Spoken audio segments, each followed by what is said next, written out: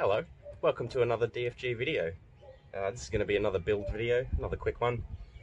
So I'm just going to show you how I built this. So you might have seen recently that I built this one, and this featured in my last detecting video. And yeah, I bought enough materials to make two of them, so decided to make another one and film it this time. You can see this one's a little bit different, but you'll see more about that later. So let's not dwell on it too long and let's get straight into it. So first things first, we'll just take a quick look at materials and costs. So I bought a 125mm length of 48 OD 3mm walled pipe, which was pretty cheap, and two lengths of 100mm by 5mm flat bar. So total cost there was $13.50, we'll say. I also got a 43mm by 1.2m length of dowel for $24 pine. So total cost was $37.50 or $18.75 each roughly. So yeah, quite a saving to be had here. So this is the 350mm length of flat bar. So we'll just get to drawing some cut lines on there.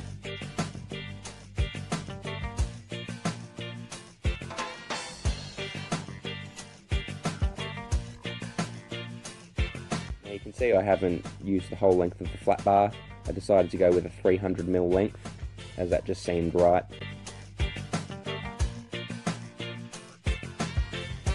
And you can see on the back side of this one, I was originally going to go with the full triangular shape as I drew it out here, but once I drew it out and looking at it, it just looked a bit thin sort of up this end, so yeah, I decided to go with the shape I went with in the end. Much of a muchness really, I think.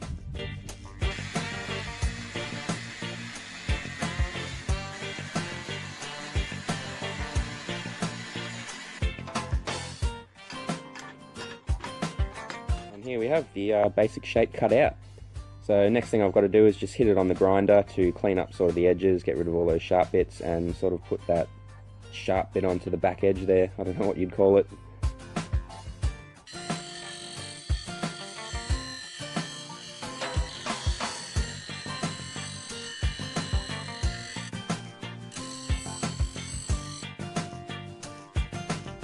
And this is the results of the bench grinding.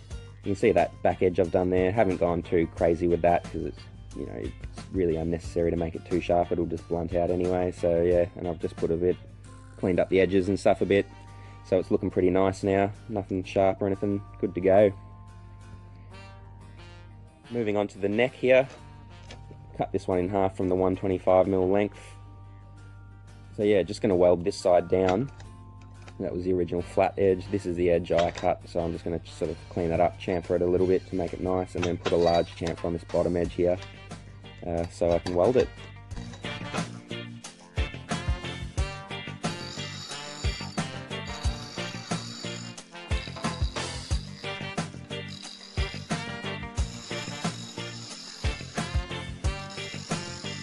Came up pretty nice off the bench grinder, but just going to hit it with the hand file just to clean up some of the sort of rougher bits and hit that inside edge.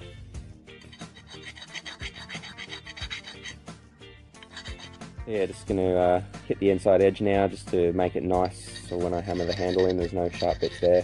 It'd be nice if I had a round file as well, but I don't, so square one got the job done in the end. Alright, so that's a slight chamfer on the top edge just to make it look a little bit nice and not have a sharp edge there. And you can see the larger chamfer on the bottom edge for the welding. Could have gone a little bit of a bigger one there, but didn't. Oh well. So next up we'll have to hit it onto the wire wheel on the bench grinder to get rid of this sort of oxidation layer on it. So we'll hit the middle of that one and the top of the neck.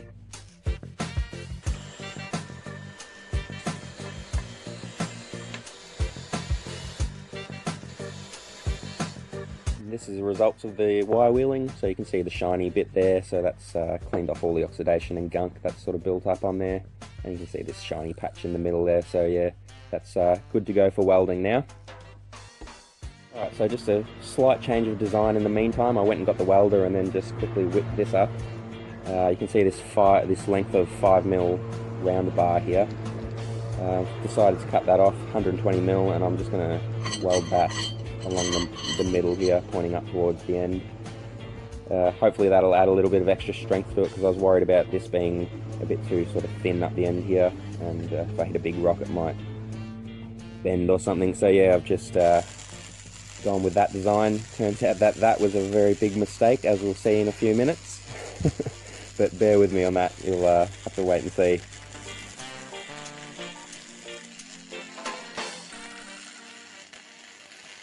Alright, so that's the results of the welding. Let's not dwell on that too long because it's freaking shocking. So just got to get rid of all this gunk now. So just hit it with the wire brush for a couple of minutes so we can have a good look at the weld that I've just done.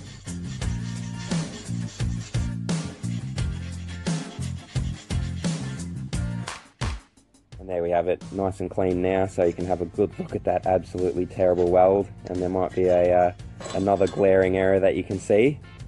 But we'll get to that in just a moment. But yeah, it's looking alright, all things considered.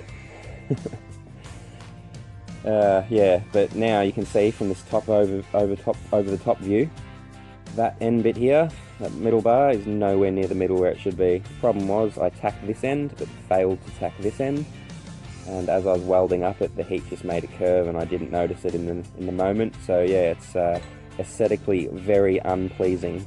But it should be still functional, so yeah. Alright, let's hit it with the flat disc on the angle grinder now and clean off all this splatter and stuff like that. So yeah, nice and smooth now. You can see all those shiny dots and stuff. That's where all the splatter was sort of cleaned off. So yeah, hit the the welds as much as I could as well to clean it up a bit. Shocking. One positive from the welding, it did make the blade curve up a bit. You can see it's got a fair little curve there. It's standing off at least a centimetre at the end there. So yeah, at least there was one positive from the welding. Can't complain about that at least. Alright, so just painting it up now. I'm just using basic spray paint, the cheap fiddly bit stuff you get from Bunnings. Nothing too fancy. I mean, you could probably just leave it there, but I'm hoping the paint will at least stop the bits that I'm not digging with from rusting and stuff if it sits around for a while, but you know, at very least it just makes it look good. Alright, let's move on to the handle.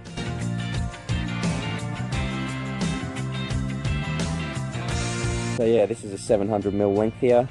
Just going to cut that down to 500mm because I made the other one 500mm and that worked out well, so we're just going to replicate that one here.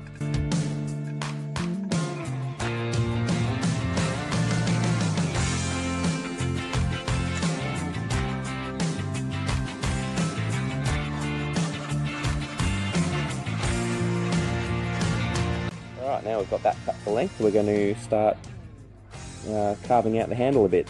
Now in an ideal world you'd be using a draw knife for this, but I do not have one, so I'm just using a sharp blade.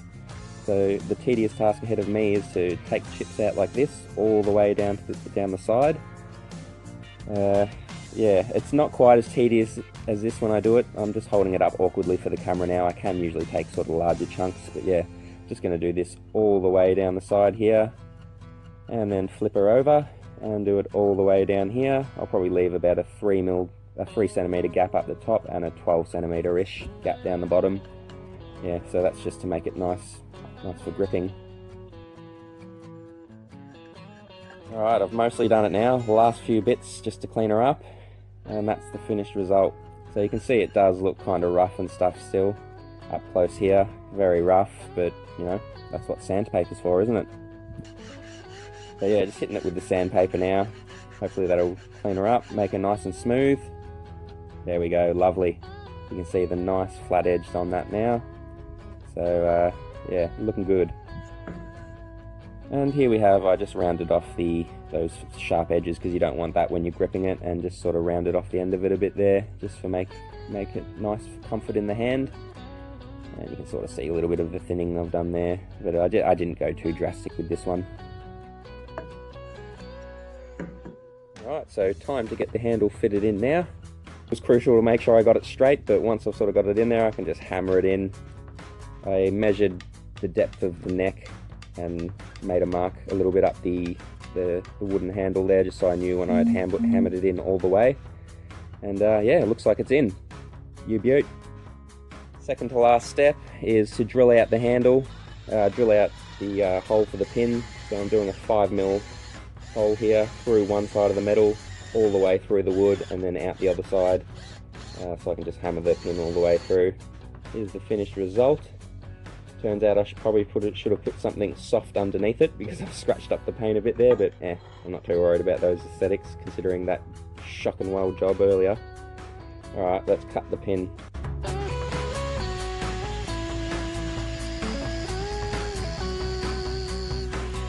Rightio, so here's the 48mm pin ready to go in. Hopefully it'll be flush, perfectly flush on both sides.